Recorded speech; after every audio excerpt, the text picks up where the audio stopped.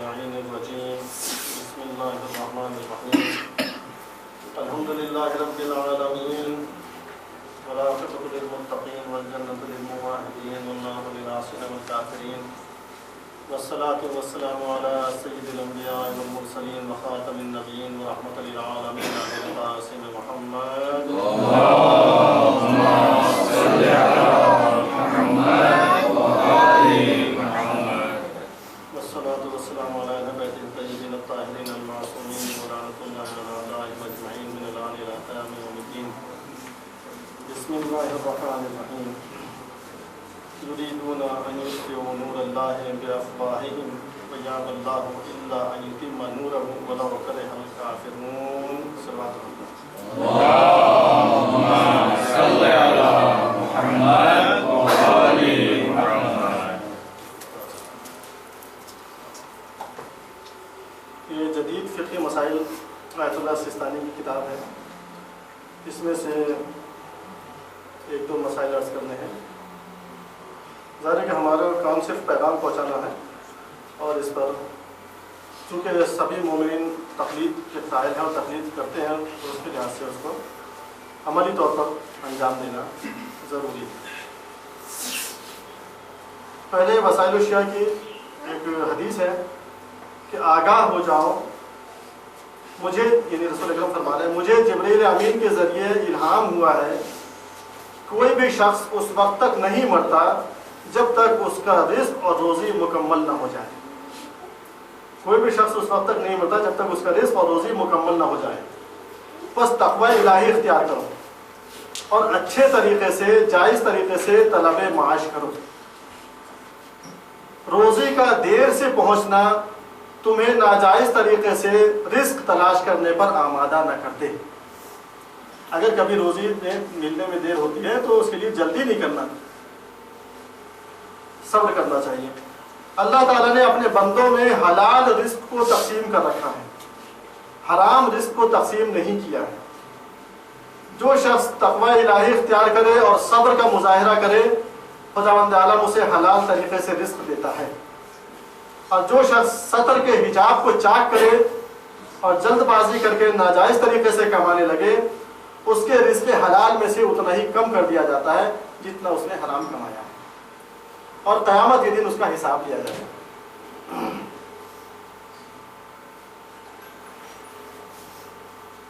پھر فرماتے ہیں، اب یہ مولا کائنات کے نہج البلاغہ سے، میں تم کو اور اپنی تمام اولاد کو، اپنے کنبے کو اور جن جن تک میرا یہ نوشتہ پہنچے، یعنی میری تحریر پہنچے، سب کو وصیت کرتا ہوں کہ اللہ سے ڈرتے رہنا، اپنے معاملات درست کرنا، آپس کے تعلقات سلجھائے رکھنا، کیونکہ میں نے تمہارے نانا رسول خدا صلی اللہ علیہ وسلم کو فرماتے سنا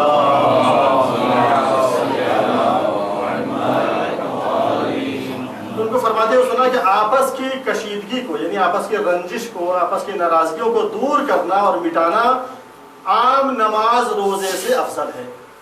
عام نماز روزہ نہیں، جو سنت نماز روزہ ہے، آپس کی کدورتوں کو، آپس کی رنجش کو، آپس کی ناراضگیوں کو ختم کرنا سنت نماز روزے ادا کرنے سے افضل ہے.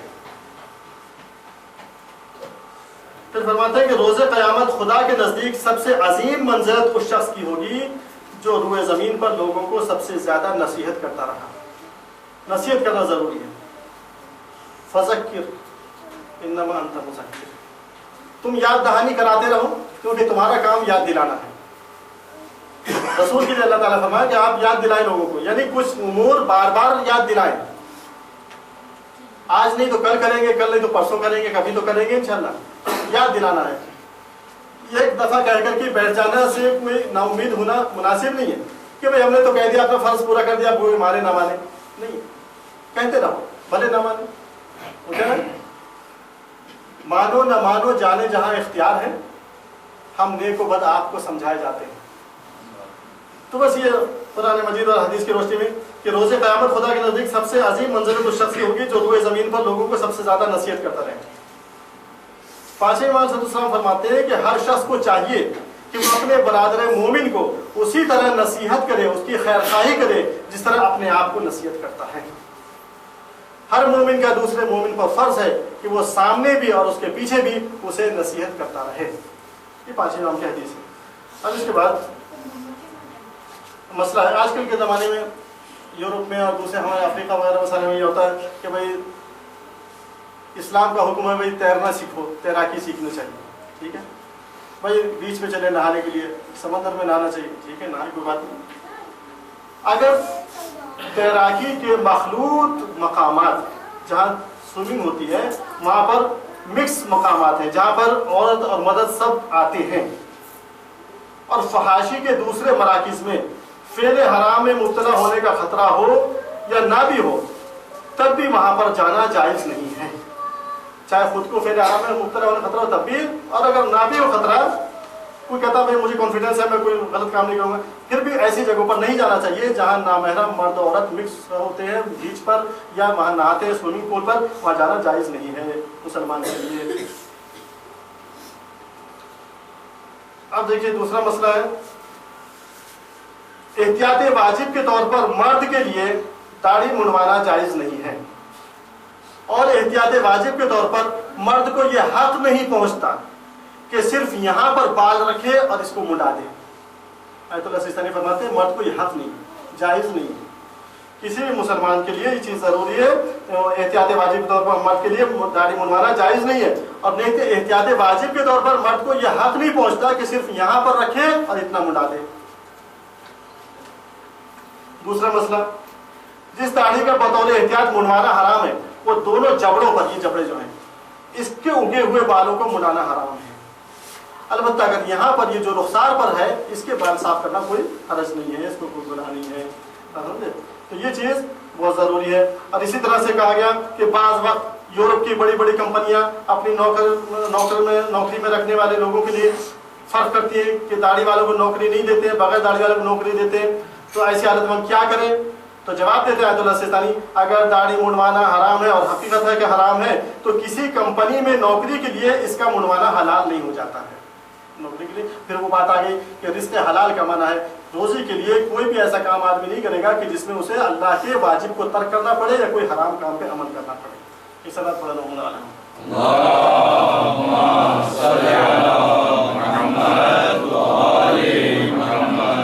اب ہمارا عنوان ہے نصیحت علامات ظہور. کیونکہ یہ کیا کتاب ہے؟ امام قائم العلائم، امام علیہ السلام کے ظہور سے پہلے کی علامتیں یا ان کی بات کی علامتیں. ٹھیک ہے، یہ ہمارے یہاں ایک ادارہ ہے اصلاح، اور وہاں اس کے جو ایڈیٹر ہیں سید محمد باقر صاحب جوراسی، انہوں نے نکالا اس کو. اب اس میں 2-4 چیزیں آج کے ابھی تک تو پرانی باتیں ہوئی جو آج ہمارے سامنے موجود ہے اس کی بات ہے. فرماتے ہیں کہ زمانہ بہت تیزی سے گزرے گا، سال مہینے کی طرح ختم ہوگا، اور مہینہ ہفتے کی طرح، اور ہفتہ ایک دن کی طرح، اور ایک دن 1 گھنٹے کی طرح گزر جائے گا. یہ ہمارے سامنے موجود ہے. اتنی جلدی زمانہ جا رہا ہے. ہم اپنے زمانے کی بات 1970 کی بات کریں، 1970 میں گرمی کے دن اتنے لمبے ہوتے تھے کاٹے نہیں کرتے تھے، سردیوں کی راتیں اتنی لمبی ہوتی تھی کہ سو کے پوری رات میں پھر 3 بجے آنکھ کھل جاتی تھی. اور اب چاہے 7 بجے سو جاؤ اور چاہے 10 بجے سو جاؤ، نیند ہی پوری نہیں ہوتی. آپ سمجھ لیں؟ تو یہ کہہ رہے ہیں کہ زمانہ اتنی تیزی سے گزرے گا، سال مہینے کی طرح، مہینے ہفتے کی طرح، ہفتہ ایک دن کی طرح، اور ایک دن 1 گھنٹے کی طرح گزر جائے گا. کہتے ہیں بارش کثرت سے ہوگی، اس زمانے والوں کی صورتیں اچھی ہوں گی اور سیرتیں خراب ہوں گی. پھر فرماتے ہیں کہ جھوٹی باتیں کان لگا کے سنیں گے لوگ، زیادہ تر حرام کھائیں گے، سود خوری اور شراب فروشی کو حلال سمجھیں گے، گانے بجانے کو حلال جانیں گے، مفلس اور نادار ان کے نزدیک حقیر ہوگا، فاسق ان کے نزدیک محترم ہوگا، ظالم کی تعظیم کریں گے. اب جو بات ہم نے کل پرسوں بیان کی تھی وہی دیکھی سی پھر موجود ہے روایت میں کہ مرد اپنی زوجہ کی اطاعت کرے گا، ماں اور باپ کی نافرمانی کرے گا، اپنے باپ پر ظلم کرے گا اور اپنے بھائی کو ہلاک کرنے کی کوشش کرے گا. اب دیکھیے عورت کی اطاعت کرنے کا کیا مطلب؟ اس سے یہ مطلب نہیں کہ ہم ان کی کوئی قدر نہ کریں، عزت نہ کریں. اسلام ان کا احترام کرنے کا حکم دیتا ہے. شوہر پر ان کا احترام کرنا ضروری ہے، ان کی دلجوئی کرنا ضروری ہے، ان کے باتوں کو مطلب جو ان کے ضروریات ہیں سب پورا کرنا ہے. تو یہاں اطاعت کیا مطلب؟ اطاعت کا مطلب نہیں ہر چھوٹی چھوٹی بات میں جی حضور بس جو آپ نے فرمایا ٹھیک ہے، جی حضور جو آپ نے فرمایا ٹھیک ہے، تو آپ سر تسلیم تھا. حالانکہ تہذیب الاسلام میں جی حضوری دوسرے معنی میں بیان کی گئی ہے، وہ انشاءاللہ ہم جب درس دیتے ہیں اس میں بیان کریں گے. اب یہاں زیادہ مناسب نہیں ہے، سے بات پڑھنا ہوگا.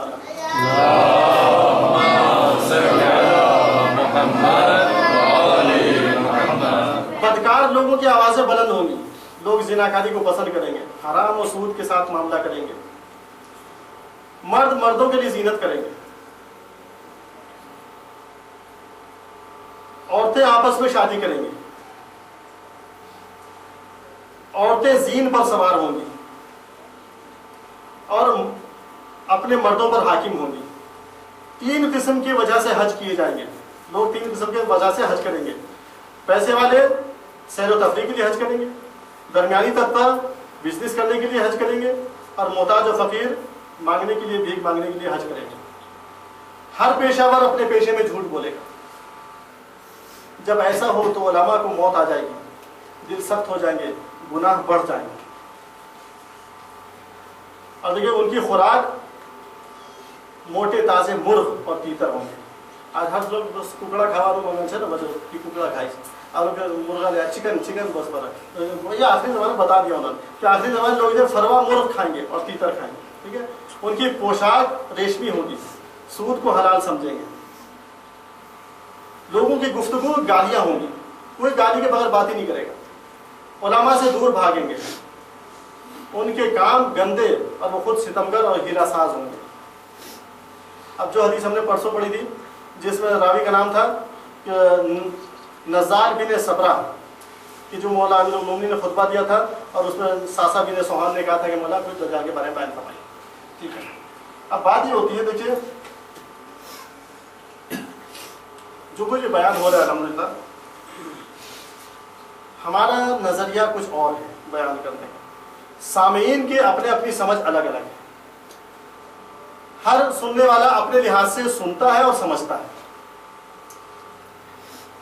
اگر کوئی بھی اس میں شک پیدا ہوتا ہے تو اس کو ڈسکس کرنے میں کوئی حرج نہیں ہے، ڈسکس کیا جائے گا. ٹھیک ہے.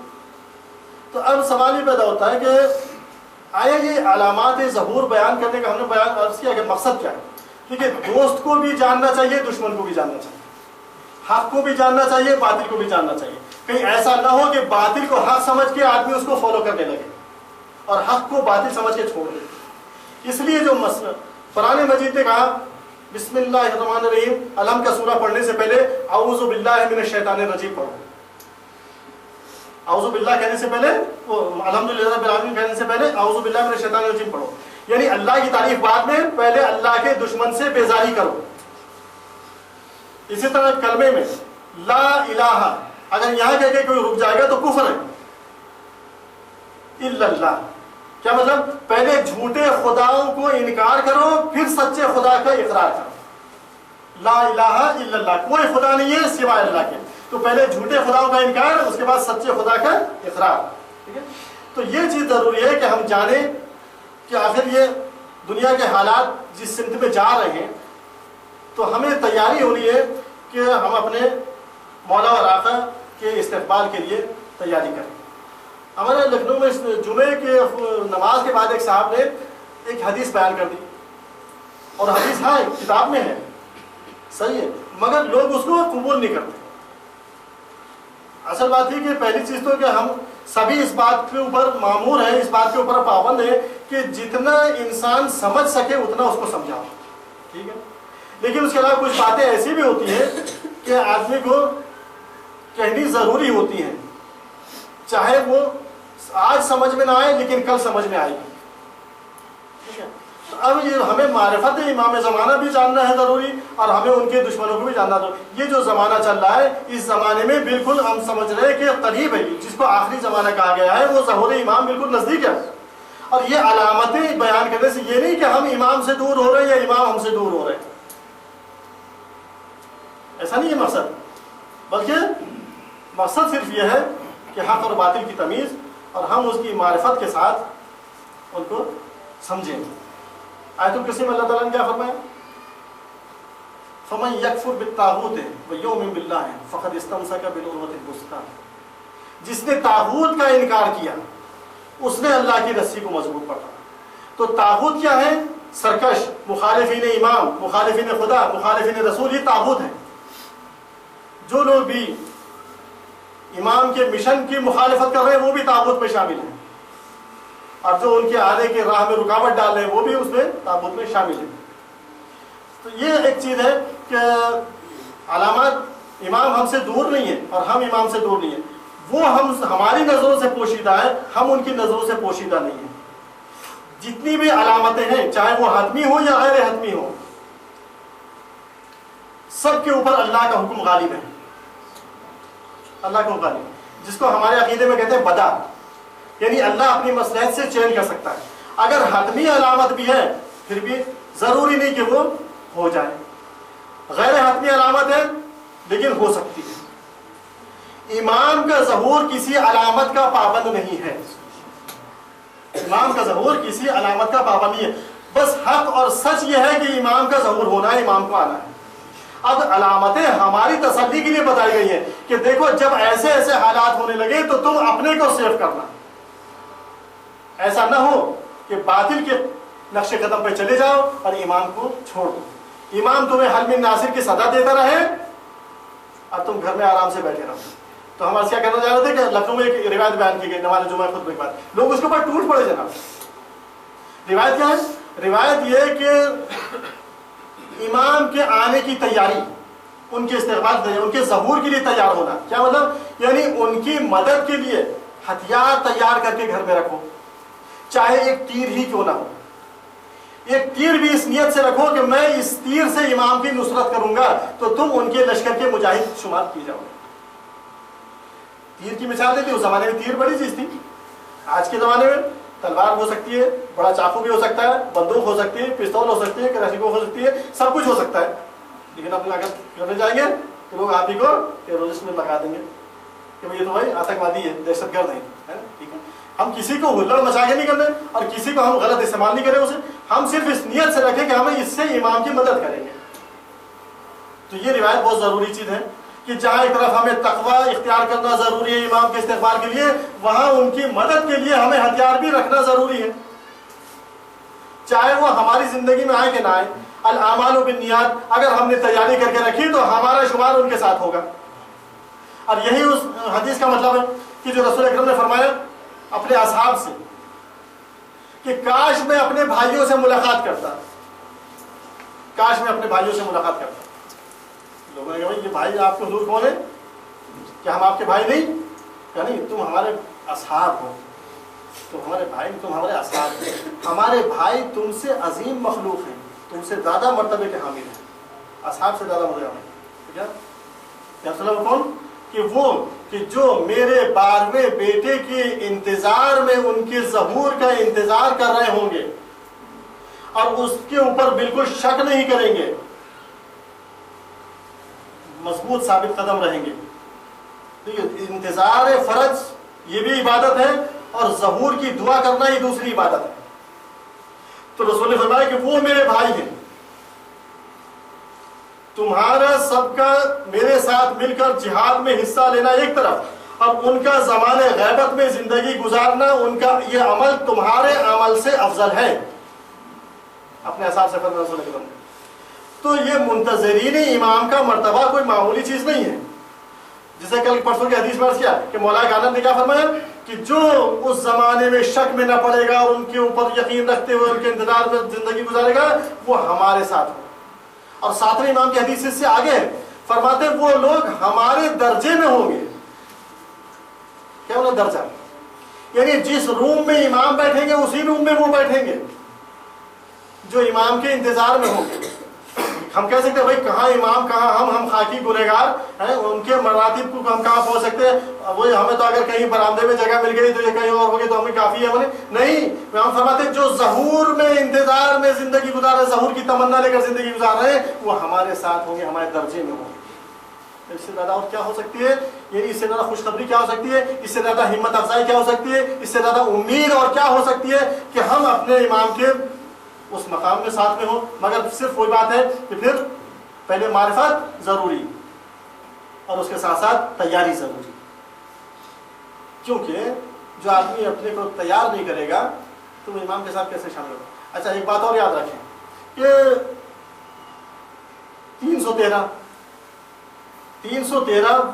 جو امام کے لشکر کے کمانڈر ہوں گے. اچھا اس کے بعد 40 کہتے ہیں 40 مومن ہوں گے تو امام آئیں گے. 40 جو ہے امام کے کیبنٹ منتری ہیں, مشیر ہیں امام کے, ان سے وہ مشورہ فرماتے ہیں. تو 40 مشیر ہوئے, 313 سردار ہو گئے, اور 720 وہ اس سے نیچے درجے کے بریگیڈیئر ہو گئے. اگر بھائی ہمارے فوج میں کتنے عہدے ہوتے ہیں؟ ایک حوالدار ہوتا ہے, ایک سپاہی ہوتا ہے, ایک جناب علی وہ دروگا ہوتا ہے, اور ایک اس کا بریگیڈیئر ہوتا ہے, ایک اس کے اوپر جناب جنرل ہوتا ہے, اس کے بعد کرنل ہوتا ہے, اور چیف ہوتا ہے. سب ہوتے نہیں ہوتے, اتنے کتنے عہدے ہوتے ہیں. تو اسی طرح سے امام کیا بھی ہو سکتے ہیں. تو اس میں کوئی حرج نہیں. کیا شک ہے کہ بھائی 40 ہے یا 313 ہے, سبھی کو اکٹھے ہو سکتے ہیں. 40 بھی ہوں گے, 40 مشیر ہیں ان کے کیبنٹ منتری ہیں, 313 ان کے فوج کے سردار ہیں, کمانڈر ہیں, 720 وہ دوسرے نیچے درجے کے ہیں. تو اب یہ ہے کہ ہم نہ 313 میں ہوئے, نہ ہم 40 میں ہوئے, نہ ہم 720 میں ہوئے. اب کیا ہوگا؟ تو بھائی امام کا اور خالی اتنی لشکر تھوڑی ہے, 10,000 بھی ہے, 1 لاکھ بھی ہے, 10 لاکھ کا بھی ہے. اور پھر لشکر میں ہر طرح کا انسان کی ضرورت ہوتی ہے. لشکر میں کپڑے دھونے والے بھی تو ہوتے ہیں, لشکر میں ڈاکٹر بھی تو ہوتے ہیں, لشکر میں دوسرے کام کرنے والے بھی تو ہوتے ہیں. اگر ہم امام کے لشکر کے پریس کرنے والے بھی ہو تو کیا حرج ہے؟ اگر ہم امام کے لشکر کے, اگر ہمارا بچہ ڈاکٹر بن جائے اور ان کے لشکر کے بیمار کی تیمارداری کرنے والا ہو تو کیا حرج ہے؟ ہو سکتے ہیں. مایوس ہونے کی ضرورت نہیں ہے کہ ہم کہاں ہوں گے, کسی بھی کیٹیگری میں ہو جائیں گے تو, لیکن ہو جائیں گے انشاءاللہ تعالیٰ. سے بات پڑھا محمد علیہ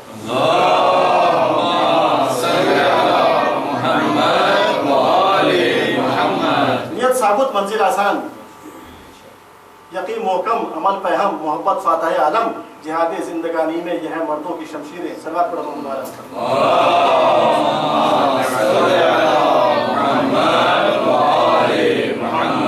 تو اب دیکھیں کہ ایک بندہ مومن بہت مخلص اور امام کا بالکل کلوز تھا, نزدیکی. غیبت کے زمانے میں, غیبت کے زمانے نزدیک ہونے کا کیا مطلب, ان کا بہت محب تھا, بہت چاہنے والا تھا. اور اب یہ واقعہ علامہ ہندی کے نام سے بھی ہے. اور دوسرے آیت اللہ خوئی علیہ الرحمہ کے والد مرحوم اکبر خوئی, علی اکبر خوئی, آیت اللہ خوئی کے والد نام علی اکبر خوئی. تو ان کے جب یہ وہاں ایران سے جناب آیت اللہ علی اکبر خوئی یہاں تشریف لائے, عراق آئے, تو یہ پہلے ہلہ پہنچے. تو وہاں پر انہوں نے ایک مکان دیکھا کہ جو مکان بھی ہے, امام باڑہ بھی ہے, مسجد بھی ہے, 3 صورتیں ہیں. اسے مقبرہ ہے, امام باڑہ ہے, مسجد ہے, مکان ہے. اس طریقے سے جس طریقے سے بھی دیکھیں, اس میں قبر موجود ہے تو مقبرہ ہو گیا. اور ایسا اس کا شیپ ہے کہ کوئی تقریباً مسجد چھوٹی سی, وہ بھی ہو سکتے ہیں. تو اس طریقے اب لوگوں سے معلوم کیا بھائی کون صاحب ہے, تو لوگوں نے بتایا کہ یہ وہ شخص ہے جو امام کا بہت مخلص تھا, امام زمان صلی اللہ علیہ وسلم کا. صلوات اللہ.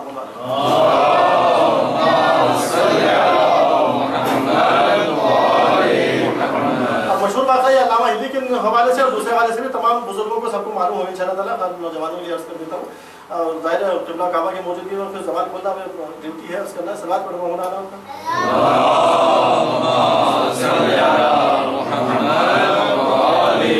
اب کیا ہے کہ وہ جناب ایک دن جنگل میں نکل گئے اور کہنے لگا, یا امام اتنی دنیا میں گناہ ہو گئے, اتنے ظلم و جور ہو گئے, اب آپ تشریف لے آئیے.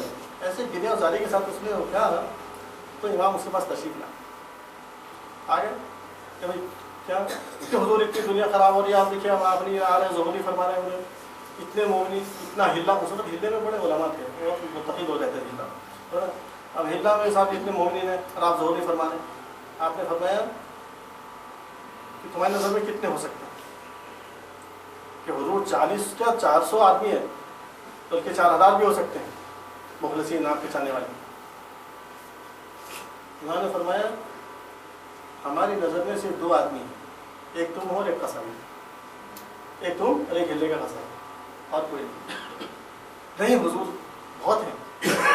اچھا ایسا کرو, جو تمہاری نظر میں پکے ہوں, بالکل تقویٰ پرہیزگاری والے, ان کے نام تم لکھ لو, 40 آدمی کے نام لکھ لو, اور سب کو اعلان کر دو کہ فلاں دن جمعے کو یا سنیچر کو کسی بھی دن امام علیہ السلام تشریف لائیں گے, صبح کے ٹائم آ جائیں, 10 بجے. ٹھیک. اب انہوں نے خوشی خوشی سب کو اعلان کر دیا, جو متقی تھے وہ پرہیزگار سب کی لسٹ بنا کر کے سب کو کہہ دیا کہ آپ जुमे के दिन आ जाइएगा सुबह 10 बजे, इमाम तशरीफ लाएंगे। और उस कसाई को भी बुलाया और उससे कह दिया भाई पहले से ऊपर छत पे जो है 5 बकरे तैयार करो, 5 बकरे छत पे रखना, सबको नीचे बिठाओ, तुम और वो कसाई और हम ऊपर होंगे और बकरे 5 ऊपर होंगे। अब वो टाइम पर सब लोग आ गए जो बड़े बड़े मुत्तकी परहेज़गार थे। और उसके बाद वो कसाई भी ऊपर। अब इमाम ने उससे फरमाया अपने दोस्त से कि भाई बताओ कि जो तुम्हारी नज़र में सब टॉप ऑफ द लिस्ट जो मुत्तकी है वो उसको नाम चॉइस करो और जरूर ये है, इनको बुला। ठीक है, उनका आवाज़ दी भाई फलाना साहब किबला का तशरीफ ले आए, तो तशरीफ ले बैठिए। इधर वो आए, कसाई से कहा बकरा ज़बह करो, भाई बकरा ज़बह करो। अब उसका जो खून था वो नाली के जरिए से नीचे आया। अब लोगों को मेरी आंखें चाह रही, घबराहट पैदा हुई। फिर उन्होंने कहा इमाम साहब फरमाया भाई दूसरे जो मुत्तकी है उनको बोला, दूसरे किबला का आवाज़ लगे हुजूर तशरीफ लाए, और तशरीफ लाए। उन्होंने एक बकरा और कटवा दिया। अब तो घबराहट हो गई पटकी। आज जब खून नीचे आ रहा है, अब सब में खुसर खुसर होने लगे, क्या चक्कर है, तो पानी पूरी का मामला है, गले कट रहा है, क्या करें, धीरे धीरे खिसकने लगे। अभी 4 बकरे कटे थे कि जब वहां आवाज दी 5वें छठे आदमी को, तो सहन खाली था, कोई साहब तशरीफ फरमा नहीं थे वहां। अब देखिए क्या हुआ, यकीन नहीं था। भाई इताअत इमाम क्या है, इमाम कह रहे बुला रहे, अब ज़बह होना ना होना कटना वो तो बात की बात है, पहले जाओ तो भाई ऊपर देखो तो क्या हो रहा है, ऊपर का तो किसी को पता ही नहीं है।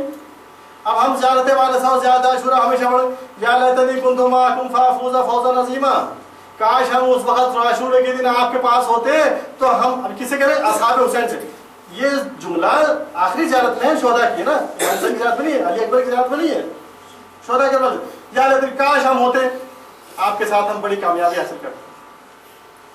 हुजूर वाला हबीब इब्न मज़ाहिर ने, ज़ुहैर खैर ने, दूसरे असहाब ने किस तरह कामयाबी हासिल की। 3 दिन की भूख व प्यास में बरसते तीरों में उन्होंने नमाज पढ़ी है, हमसे एयर कंडीशन में नहीं पढ़ी जा रही, पंखे चला के हम नमाज नहीं पढ़ पा रहे हैं। वो 3 दिन के भूखे प्यासे थे, हमें सुबह से आशूर के दिन फाका रखना मुश्किल हो रहा है। वो 3 दिन के भूखे प्यासे थे, हम माह रमजान के रोजे में, अरे भाई बड़ी गर्मी है, अभी तो रोजे बहुत मुश्किल हो जाएंगे, क्या है? ठीक है ना, इताअत इमाम इसमें होगी, क्या लेता नहीं कुल तो माँ में से नहीं हो सकता है। कुल्लु अर्ज़िन करबला कुल्लु यौमिन आशूरा, कुल्लु यौमिन आशूरा कुल्लु अर्ज़िन करबला। इन्हें हम डरा नहीं रहे, हम ये बता रहे हैं कि हम अपनी जगह पर अपना जायजा लें कि हमें तैयारी में किस हद तक हम पहुंचे हैं, क्या है हमारी तैयारी किस हद तक है। समझ, चाहे मैं हूं उसमें, चाहे कोई भी हो, हम सब दावा ईमान रखते हैं, लेकिन दावे के साथ दलील जरूरी है। क्या है, दावा मोहब्बत आसान है, दावे का निभाना मुश्किल है। इस्लाम में रहना क्या मुश्किल, इस्लाम बचाना मुश्किल। इस्लाम की बात हम आपको जायजा दें कि हम किस हद तक नमाजों के पाबंद हैं, किस हद तक हुकूक के पाबंद हैं, किस हद तक अपने भाइयों के हुकूक अदा करें, किस हद तक अपने वालिदैन के हुकूक अदा करें, किस तरह करें। क्योंकि असहाब हुसैन वो थे कि जिन पर किसी तरह का कोई हक नहीं था, ना अल्लाह का हक था, ना किसी दुनिया वाले के इंसान का हक था। हुकूक नास से भी अदा किए थे, हुकूक अल्लाह भी अदा किए हुए। तो अब ये कोई खाली आयतुल्लाह ख़ुमैनी का नारा नहीं है, कुल्लु यौमिन आशूरा कुल्लु अर्ज़िन करबला। एक आलिम दीन है आगा आयती, उन्होंने किताब लिखी तारीख़ आशूरा, उसमें इस मकूले को, इस नारे को चौथे इमाम साहब से मरवी फरमाया उन्होंने कि चौथे इमाम फरमान कि जहाँ कहीं भी किसी मुल्क में किसी शहर में हो, जब भी तुम ये नारा लगा कुल्लु यौमिन आशूरा कुल्लु अर्ज़िन करबला, फौरन चौथा इमाम आके तुम्हारे सामने कहेगा कि वो सन 61 हिजरी की तो बात दूर है, आज भी तुम्हारे मुल्क में, तुम्हारे शहर में भी कुल्लु अर्ज़िन करबला है, कुल्लु यौमिन आशूरा है। वहां भी हक को बातिल की लड़ाई थी, यहाँ भी हक को बातिल है। तुम अपने शहर में देखो, अपने मकाम पे देखो, तुम हक का साथ दे रहे हो कि बातिल के साथ दे रहे हो, कहाँ हक है कहाँ बातिल है। हक को हक बोलो, बातिल को बातिल, कुछ नहीं कर सकते उसके खिलाफ, आवाज तो बुलंद करो, कम से कम मुंह से अल्फाज तो करो, मुंह से नहीं बोल सकते हैं।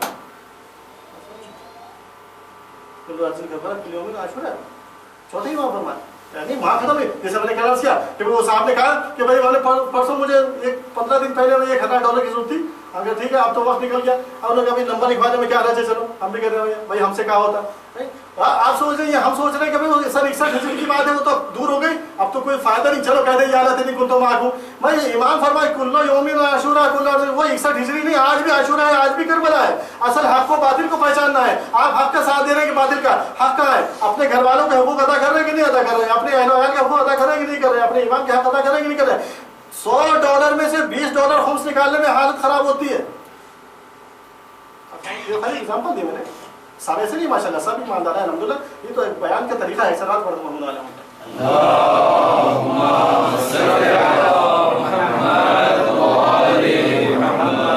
دیکھیے کیا کہ جناب موسیٰ علیہ السلام اللہ کے بارے میں عرض کرتے ہیں کہ پروردگار مجھے کوئی ایڈوائس دے, مجھے نصیحت کرنا شریعت سے ہٹ کر الگ, کہ مجھے کچھ نصیحت فرما.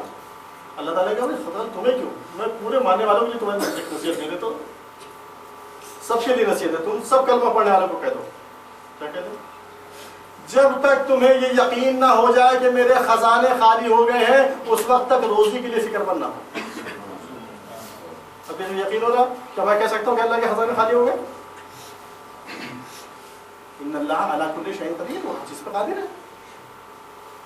اسے خزانے کبھی ختم ہو سکتے ہیں, نہیں ہو سکتے. فرماتے جب تک تمہیں یقین نہ ہو جائے کہ میرے خزانے خالی ہو گئے ہیں, ختم ہو گئے, اس وقت تک روزی کے لیے فکر مند نہ ہو. اچھا کبھی کبھی خیال پیدا ہوتا ہے کہ بھائی اللہ تعالیٰ نے خالی کھانے کے لیے روٹی کپڑے کا وعدہ کیا ہے. نہیں, ایسی بات نہیں ہے, ہر چیز کا وعدہ ہے. کیا یہ جو بڑی بڑی قیمتی گاڑیاں الحمدللہ ہم استعمال کر رہے ہیں, کہ ہم کسی اور محنت سے لائیں, کسی اور طریقے سے لائیں, کیا یہ اللہ تعالیٰ نے نہیں دیا ہے. بھائی جس جسم سے ہم کما رہے ہیں, جس عقل سے ہم سوچ رہے ہیں, جس سے ہم کام کر رہے ہیں, کہ یہ اللہ نے دی ہوئی ہے کہ نہیں دی ہوئی ہے. تو انڈائریکٹ یا ڈائریکٹ, اب وہ ڈائریکٹ چھت سے تو ٹپکائے گا نہیں, وسیلہ بناتا ہے. تو ساری میں آمدنی کے ذریعے اس نے بنائے ہیں, تو وہی دے رہا ہے. ایسا نہیں خالی دال روٹی کا وعدہ کیا, مرسیڈیز کا وعدہ بھی اس نے کیا, اور BMW کے وعدے اس نے کیا, سب کچھ کیا. مکانات ہمارے پاس ہے, ہمارے پاس فریج ہے, ہمارے پاس کیا نام یہ ہے AC ہے, یہ ساری چیزیں اسی کی دی ہوئی ہیں. ایسا نہیں اس نے دیا ہے نا. تو پھر ہم کیوں کہہ رہے ہیں بھائی, بس اس نے ایک شرط لگا دی, بس حلال کرو, جائز کماؤ, ناجائز بھائی. جائز طریقے سے بھی وہی ساری چیزیں ملیں گی جو خدا نخواستہ اگر کوئی سوچے کہ بھائی ہمیں جائز سے یہ نہیں ملے گا, ہمیں ایسی نہیں ملے گا, یا ہمیں کار نہیں ملے گی, نہیں, وہ بھی جائز طریقے سے وہ سب نہیں ملے گا. دوسرا کیا کہا, جب تک اپنے گناہوں کے معاف ہونے کا تمہیں یقین نہ ہو جائے دوسرے کے گناہوں کی طرف توجہ نہ کرو. اپنے گناہوں کے معاف ہونے کا پہلے یقین پیدا کرو کہ تمہارے سارے گناہ معاف ہو گئے ہیں, پھر دوسرے گناہ. کیا میں گارنٹی دے سکتا ہوں کہ سارے گناہ معاف ہو گئے؟ توبہ کرنا میرا فرض ہے, توبہ کرنا ہے, لیکن میں نہیں کہہ سکتا کہ میں معصوم ہو گیا. تو کیا کہا کہ جب تک شیطان کی موت کا تمہیں یقین نہ ہو جائے اس وقت تک اپنے کو محفوظ نہ سمجھو. شیطان کی موت کا جب تک یقین نہ ہو جائے, جب تک اس کے گمراہ کرنے سے اپنے کو محفوظ نہ سمجھو. کسی بھی وقت وہ تمہیں گمراہ کر سکتا ہے. تو یہ باتیں ہیں کہ ہمیں نصیحت حاصل کرنی ہے کہ ظہور امام علیہ السلام کے لیے ہم دعا بھی کرتے رہیں اور اپنی تیاری بھی کرتے رہیں. بھائی ہمارا کام تو صرف آئیڈیا بتانا ہے, راستہ دکھانا ہے. تیاری کرنی تو ہر ایک کو اپنی جگہ پر کرنی ہے. ہم خود اپنی جگہ پر تیار, ہم حالانکہ راستہ دکھانے والا خود کو پہلے فرض ہے کہ ہم خود اپنی تیاری کریں نا, ہمیں بھی تیاری کرنی. لیکن ہم یہ چاہتے ہیں کہ جس طرح سے ہم سوچ رہے ہیں جو فکر ہماری ہے وہ ہر مومن کی ویسے فکر ہو جائے. ہم اپنی فکر کو کسی پر لادنا نہیں چاہتے, ہم صرف اس کو اشارہ کر رہے ہیں. ہم نہیں کہتے کہ آپ زبردستی وہی چیزیں جو ہم کر رہے ہیں, نہیں, ایسی کوئی بات نہیں. یہ ضرور وہ مانیے جو ہم مان رہے ہیں, نہیں. ہر ایک کا پوائنٹ آف ویو الگ ہوتا ہے, ہر ایک کا نقطہ نظر الگ ہوتا ہے, لیکن بس اشارہ ہے تیاری کے لیے. اب اس میں کیا ہوا کہ کبھی امام علیہ السلام کا ظہور ہونا فائدہ مند ہے اور کبھی امام کا ظہور نہ ہونا فائدہ مند ہے, کیونکہ ابھی ہم ان کے لیے تیار نہیں ہیں. کچھ لوگوں کے لیے امام کا ظہور نہ ہونا فائدہ مند ہے, کیونکہ ابھی وہ اس کے لیے تیار نہیں ہے. اگر امام ظاہر ہو گئے تو بجائے اس کے کہ وہ امام کی مدد کرے وہ امام کے مخالفین میں ہو جائیں گے۔ اچھا ایک لوگوں میں بات اور بہت مشہور ہے کہ امام الاسلام کس کو قتل کریں گے؟ سوال ہے کس کو قتل کریں گے؟ ہر وہ شخص جو دین کا مخالف ہوگا، ہر وہ شخص جو دین کا مخالف ہوگا وہ امام کے زد میں آئے گا، لیکن پہلے امام اس کو تبلیغ فرمائیں گے، پہلے اس کو موقع دیں گے، پہلے اس کو ہدایت فرمائیں گے، اس کو صحیح راستہ دکھائیں گے۔ اگر نہیں مانے گا، جب خیبر میں مولا کائنات جا رہے تھے نا لڑنے کے لیے تو رسول اکرم سے مولا کائنات نے پوچھا تھا کہ رسول اللہ کب تک لڑوں؟ کہا جب تک یہ دین قبول نہ کر لیں، اور کہا یا علی اگر ایک بھی شخص تمہاری وجہ سے کلمہ پڑھ لے، مسلمان ہو جائے، ایمان قبول کر لے تو تمہارے لیے بہتر ہے، دنیا اور آخر دنیا یعنی زمین و آسمان میں جتنی نعمتیں ان سے بہتر ہے کہ ایک شخص تمہاری وجہ سے کلمہ پڑھ لے۔ تو پہلے ہدایت کریں گے نا، ایسے تو نہیں کرتے۔ اب اس میں تھوڑا سا پوائنٹ مومنین کی موافقت کا ہے۔ اب یہ بات مشہور ہوئی، حالانکہ یہ اس میں کوئی اتھینٹک نہیں ہے، کوئی روایت مستند نہیں ہے، مگر کہہ دیا گیا بھائی امام جب آئیں گے تو علماء کو قتل کریں گے، 70,000 علماء قتل ہوں گے۔ اب سنی سنائی بات ہے، اب چونکہ علماء کی مخالفت میں ہے، اب جو مومنین چاہنے والے ہیں وہ تو علماء کے ہاتھ کو بوسہ دیتے ہیں، اور جو دشمنہ ہے وہ مولانا صاحب کے گردن کو بوسہ دیتے ہیں۔ یہی وہ گلا ہے جس کی تلوار چلے گی۔ صلوات پڑھا محمد علیہ محمد۔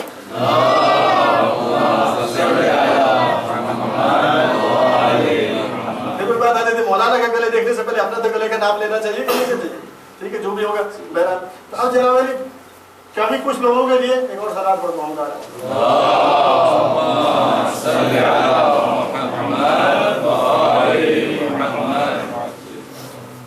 ایک ایران میں ایک جگہ ہے بہبہان، وہاں کے ایک بڑے عالم دین آیت اللہ باقر وحید بہبہانی، بہت بڑے عالم دین۔ یہ وہ شخصیت ہے کہ جنہوں نے اب دیکھیں یعنی کہ مرجعیت کے خلاف تو بہت پہلے سے کام چل رہا ہے، مرجعیت کو ڈاؤن کرنے کے لیے، مرجعیت کے لوگوں کو بہکانے کے لیے، دور کرنے کے لیے مرجعیت سے کام چل رہا ہے۔ آج CIA وہ کام کر رہی ہے کہ لوگوں کو مرجعیت سے بہکائے، دور کرے۔ 200 سال پہلے برٹش امپائر نے یہ کام کیا کہ لوگوں کو مرجعیت سے دور کرے۔ 200 سال پہلے، 200 سال 250 سال پہلے حکومت برطانیہ نے کیا کیا کہ لوگوں کو خلاف مرجع کے خلاف بہکائے، لوگوں کو مرجع کو ختم کرے، مرجعیت ختم ہو جائے۔ اسی سے سب لوگ لڑ رہے ہیں۔ جب عراق میں وار ہو رہی تھی، مقتدر صدر صاحب جب وہ لڑائی کر رہے تھے امریکہ کے خلاف، سارے حربے اس نے آزما لیے تھے، کچھ نہیں ہوا، لڑائی بند نہیں ہوئی۔ لیکن جب آیت اللہ سستانی نے صرف ایک حکم دے دیا کہ آج سے لڑائی نہیں ہونی ہے، بس نہیں ہونی، سمجھ گیا کہ ان کے مرجع میں کیا طاقت ہے۔ آیت اللہ سستانی کا وہ طاقت ہے کہ جو ساری دنیا ان کے ایک اشارے، ایک حکم کے، ایک فتوے پر ان کے حکم پر عمل کرنے کو تیار ہے۔ اس لیے مرجعیت سے ڈرتے ہیں کہ ان کی یہ وحدت جو ہے، جو مرکزیت ہے مجتہد کی، اس کو کیسے ختم۔ لیکن الحمدللہ نہیں ہو سکتا، نہیں ہوگا، کبھی نہیں ہوگا، کیونکہ ہمارا امام موجود ہے، ہمارا مددگار، ہمارا پشت پناہ موجود ہے۔ ہم کوئی لاوارث نہیں ہے، ہمارا وارث ہے، سمجھ رہے؟ اور اس کی جگہ جگہ دلائل موجود ہے وجود امام کے، ایسا نہیں کہ ان کی دلائل نہیں ہے۔ جس طرح سورج کی روشنی سے لوگ استفادہ کرتے ہیں، اگر بادل میں بھی ہو تب بھی اس کا فائدہ حاصل ہوتا ہے۔ تو آیت اللہ بہبہانی نے اس وقت میں 200 سال پہلے مرجعیت کو محفوظ کیا، مرجعیت کو پروٹیکشن دیا، مرجعیت کو اسٹیبلش کیا۔ آج کی جو مرجعیت مضبوط ہے وہ ان کی دین ہے، آیت اللہ بہبہانی کی۔ یہ جناب اپنے وقت کے بڑے بہبہان کے بڑے عالم تھے، اور وہاں نماز پڑھا رہے تھے، ایک مسجد کی پیش نماز تھی، تو ہمیشہ نماز سے آدھا گھنٹہ پہلے تشریف لاتے تھے اور قرآن مجید کی تلاوت کرتے تھے۔ ایک دن ان کو دیر ہو گئی،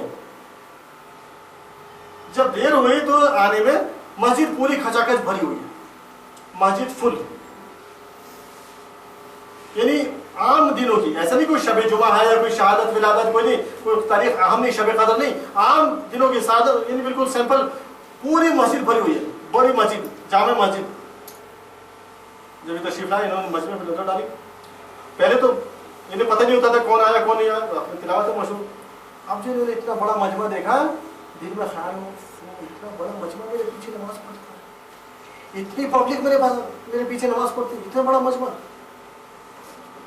اب آپ کتاب استعاذہ پڑھیں اور سورہ اعراف کی آیت پڑھیں کہ جس میں شیطان وسوسہ ڈالتا ہے، تو کیا کہتا ہے کہ اب ان کو مستعد تھے، فوراً احساس ہو گیا، یہ کیا خیال آیا میرے، یہ کیا مطلب اتنے دن سے میں نماز پڑھا ہوں، اس کا مطلب یہ خیال میں اپنی پاپولرٹی کے لیے, اپنی شہرت کے لیے پڑھا رہا ہوں. یہ خیال مجھے کیوں آیا کہ اتنے بڑی پبلک میرے پیچھے نماز پڑھ. دیکھیے پیش نمازی یا ممبر پہ ذاکری کرنا یہ انسان کا بڑا امتحان ہے. آپ سمجھ رہے ہیں, لوگوں کی نظر میں اس کو کوئی ویلو نہیں ہوتی ہے. ہاں وہ تو آ کے بس بیٹھ گیا, انہوں نے آدھا گھنٹہ ہمارا خراب کیا, سب بیان کر کے چلے گئے. ایسا بولے سمجھے نہیں, جواب داری ہے جناب. اگر ذرا سا خیال آ گیا کہ اتنا بڑا مجمع میری تقریر سن رہا ہے, میں اتنا بڑا ذاکر ہو گیا ہوں, سارا ثواب غارت ہو جاتا ہے. اور یہ خیال آ گیا کہ جناب اتنا بڑا مجمع میرے پیچھے نماز پڑھ رہا ہے, گیا ختم. خیال, تصور, جذبات پہ کنٹرول کرنا پڑتا ہے, جذبات پہ قابو کرنا پڑتا ہے, زبان پہ قابو کرنا پڑتا ہے. تو کیا ہوا, انہوں نے یہ خیال آ گیا, فوراً احساس ہوا کہ جناب یہ کیا ہوا کہ میں نماز کیا اپنے لیے پڑھا ہوں, شہرت نفس کی خوشی کے لیے پڑھا رہا ہوں, اللہ کے لیے نہیں پڑھا رہا. اب کیا کروں, اب یہاں نماز پڑھانی ہی نہیں پڑھانی. اب نماز نہیں پڑھانی تو ٹھیک ہے, اگر یہاں رہیں گے شہر میں تو لوگ چھوڑیں گے تھوڑے ہی. ایسی جگہ چلے جاؤ جہاں کوئی جانتا ہی نہ ہو. اب کہاں جائیں, راتوں رات سامان باندھ لیا انہوں نے, راتوں رات سامان باندھ لیا, نکل گئے شہر سے, جائے کہاں. ایسی جگہ جاؤ جہاں ہماری کوئی ویلو نہ ہو. کہاں جائیں, کربلا چلے. اس وقت میں کربلا بہت مرکز تھا مجتہدین کا, سب سے بڑے بڑے مجتہد وہاں موجود تھے, ایک سے ایک اعلیٰ مجتہد موجود تھے, اور ایک دو تھوڑی 50 موجود تھے. جیسے کہ 50 سال پہلے آپ تصور کریں کہ نجف میں جب آیت اللہ خوئی تھے, جب آیت اللہ ابو القاسم خوئی اور ان کے پہلے جناب حکیم محسن حکیم صاحب اور آیت اللہ بروجردی صاحب 50 علماء تھے. اب ان کی موجودگی میں کوئی اگر چھوٹا موٹا چلا جائے تو اس کی کیا ویلو ہے. مثلا یا کنگو کے جنگل میں چھوٹے قد کے آدمی رہتے ہیں, بولے رہتے ہیں 3 فٹ کے 4 فٹ کے, ان کے درمیان اگر کوئی 5 فٹ کا گیا تو اس سے لمبا ہو گیا نا, تو اس کو تو فخر آ جائے گا بھائی یہ اتنے 3 فٹ کا, میں ہوں 5 فٹ کا. اب اس کو اگر اپنے کو ایک سطح پر رکھنا ہے تو جانا چاہیے سینیگال, جہاں لمبے 7 فٹ کے 8 فٹ کے ہیں. وہاں کون ان کو پوچھے گا 5 فٹ کے, ٹھیک ہے نا, تو وہاں جائیں گے تو کوئی نہیں جانے گا. اسی طرح یہ وہاں اتنے مجتہدین جناب علی وہاں پہنچے, اور وہاں بڑے بڑے مجتہد, یہ بھی اپنی جگہ عالم تھے, لیکن اپنے کو انکساری کے لیے, تواضع کے لیے ایک مسجد میں پیش نماز ہو گئے. ابھی پیش نماز خالی نماز پڑھانے فرض نہیں ہے, مومن کی ہدایت کرنا بھی فرض ہے. پیش نماز ہو گئے, اب روزانہ ایک حدیث پڑھتے ہیں, ایک حدیث اور اس کا تھوڑا سا ترجمہ, اور بس, زیادہ نہیں. ایک دن انہوں نے ارشاد القلوب نام کی کتاب ہے, ارشاد القلوب حدیث کی کتاب ہے, وہ ارشاد القلوب کی ایک حدیث پڑھی انہوں نے لوگوں کے سامنے کہ تم پہلے امام زمانے کے ظہور کے لیے اپنے کو پریپیئر کرو, تیاری کرو. اگر تمہاری دعائیں کرنے کے بعد, اور اپنے عمل چیک کرتے رہو کہ تمہاری کوئی غلطی نہیں ہے, کوئی گناہ نہیں ہے, حرام کاری نہیں ہو رہی, تقویٰ ہے, پرہیزگاری ہے, سب کچھ ہے نا, اور اس کے بعد بھی تم دعا کر رہے ہو, دل سے دعا کر رہے ہو, اور اگر اب بھی امام نہیں آتے ہیں تو یہ سمجھو کہ اس میں بھی اللہ کی مصلحت ہے, تمہاری بہتری ہے. پوری تیاری کے بعد اگر امام نہیں آ رہے ہیں اور دعائیں کر رہے ہیں, پھر بھی اس میں بھی اللہ کی مصلحت تو تمہارے لیے بہتر ہے. کبھی کبھی ایسا ہوتا ہے کہ ایک چھوٹی سی مشکل کے بعد بڑی آسانی ہوتی ہے. ایک صاحب مڈغاسکر میں تھے, انہوں نے بیان کیا کہ میں ایک جگہ کرائے پر مکان پہ رہتا تھا, کافی عرصے رہتا تھا. مالک کے مکان نے مجھے زبردستی نکالا وہاں سے. اس وقت تو مجھے بہت کھلا, پریشان ہوا تھوڑی دیر کے کہاں جاؤں, لیکن بعد میں اب میں ان کو دعا دیتا ہوں کہ اگر وہ نہ نکالتے تو میں اپنے ذاتی مکان کا مالک نہ ہوتا, آج تک کرائے پہ رہتا رہتا. انہوں نے نکالا تو میں اپنے ذاتی مکان بنا لیا میں نے. سمجھ رہے, تھوڑی دیر کے لیے پریشان. جناب یوسف علیہ السلام کو ان کے بھائیوں نے, سگے بھائیوں نے ان کو کنویں میں گرا دیا, اس کے بعد ان کو بیچ دیا مصر میں, وہ غلام بن گئے, سب کچھ ہوا, لیکن کیا ہوا, اسی کی وجہ بعد میں پوری حکومت ان کے ہاتھ بادشاہ بن گئے. تو چھوٹی موٹی پریشانیوں سے گھبرانا نہیں چاہیے. ہو سکتا ہے چھوٹی پریشانی کے بعد اِنَّ مَعَ الْعُسْرِ يُسْرًا فَإِنَّ مَعَ الْعُسْرِ يُسْرًا کوئی بڑی اللہ تعالیٰ ہمیں کشادگی عطا فرمانے والا ہے. صلوات پڑھو محمد علیہ محمد.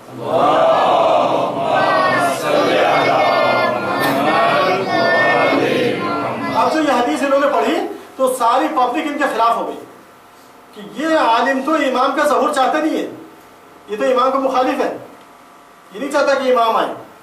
کیوں کہ اگر امام آ جائیں گے تو ان کی گردی چھن جائے گی, ان کی آمدنی بند ہو جائے گی. یہ نہیں چاہتا کہ امام آئے کہ ان کے خمس کی آمدنی بند نہ ہو جائے. پبلک کی زبان یہ ہوتی نا, اگر کسی بھی کوئی بھی عالم دین اگر اچھی حیثیت میں آ جائے تو اس کے اوپر بڑی بدگمانیاں, سوء ظن فوراً, اب یہ تو وہاں سے لوگوں کو بیوقوف بنا کے لا رہے, یتیموں کا لا رہے, خمس کا لا رہے, زکات کا لا رہے, فلانے کا لا رہے, ڈھمرا رہے. اور یہی وجہ ہے کچھ کمیاں تو ہیں ہی نا دنیا میں، 5 انگلیاں برابر ہی ہے. اگر عوام بدزن ہوئے تو تھوڑا کچھ لوگوں کا بھی قصور ہے اس میں. ہم نہیں کہتے کہ سبھی ایک پاک و صاف ہیں، ٹھیک ہے، لیکن نہیں ہونا چاہیے. لیکن یہ سارے بدگمانیاں تو نہیں ہونی چاہیے. کم سے کم اسی لیے بعض جگہوں پر یہ کنڈیشن ہو گئی کہ بھئی آپ تشریف لائیں ہمارے، لیکن دیکھیں آپ خمس وصول نہیں کریں گے، آپ کسی سے کچھ مدد نہیں مانگیں گے، ہم مانگیں گے بھی نہیں اور آپ دیں گے بھی نہیں، تو کیا بھوکے پیٹ کا روزہ رکھیں گے؟ صلاۃ پڑھو محمد آل محمد.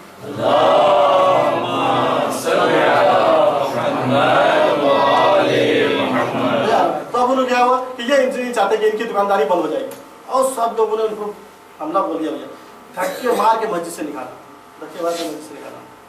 یہ آدمی کافر ہو گیا، بے دین ہو گیا. عالم دین مجتہد، اس کی اتنا بے عزتی ہو، بیچارے گھر میں آ کے بیٹھے افسوس میں میں نے کیا برا کیا. ہر ایک حدیث ہی تو بتایا کہ ایمان کی حدیث، چھٹی ایمان کی حدیث ہے بھائی، کتاب میں موجود ہے.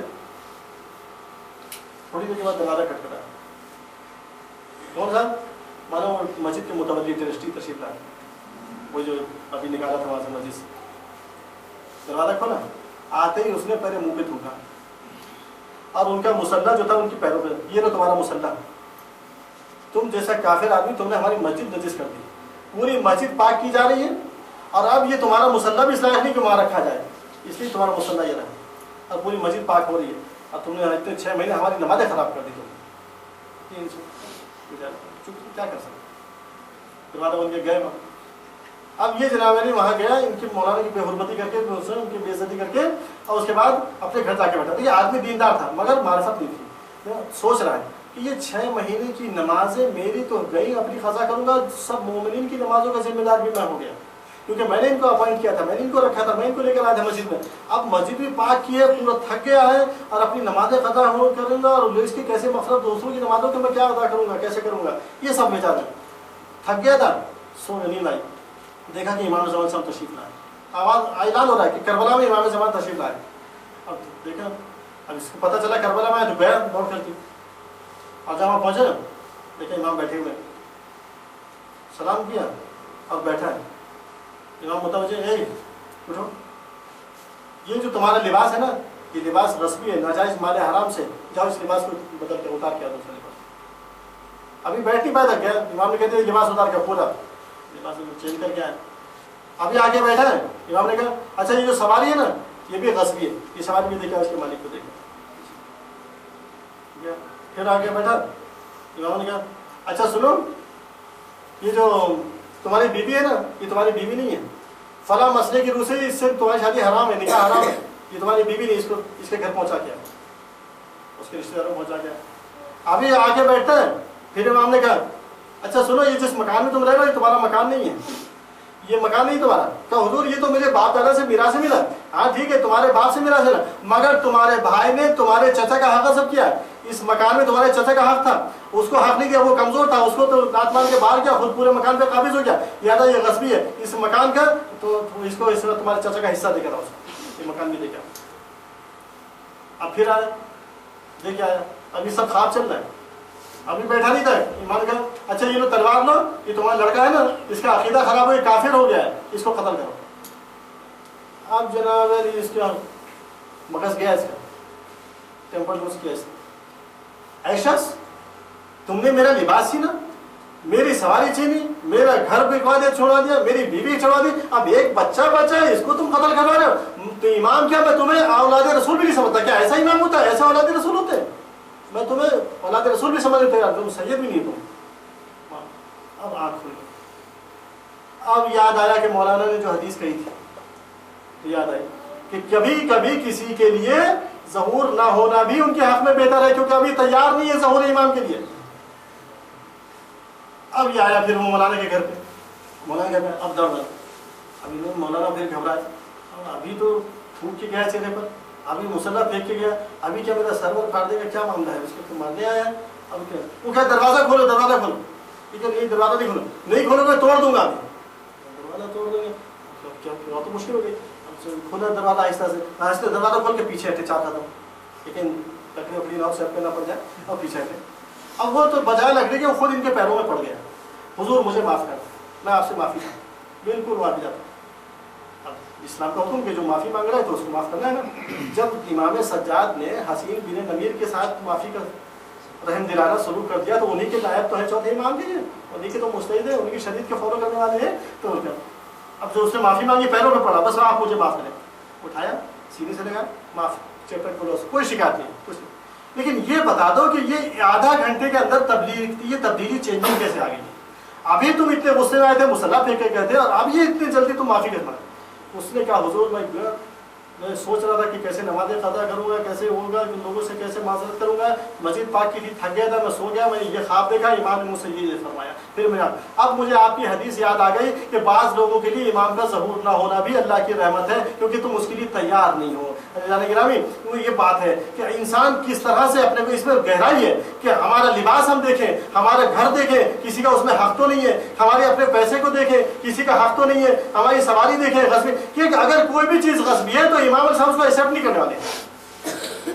تو یہاں بجائے اس لیے کہ ہم نیگیٹو تھنکنگ کریں، پازیٹیو تھنکنگ کرنے کی ضرورت ہے. ڈرنے کی ضرورت نہیں کہ مایوس ہو جائے کہ ہم کیا کریں، بلکہ اپنی اصلاح کی ضرورت ہے کہ ہم اپنے کو چینج کریں، اپنے کو اصلاح کریں، اور پھر ہم امام کی بارگاہ میں سرخرو ہو جائیں گے. صلوات پڑھو محمد.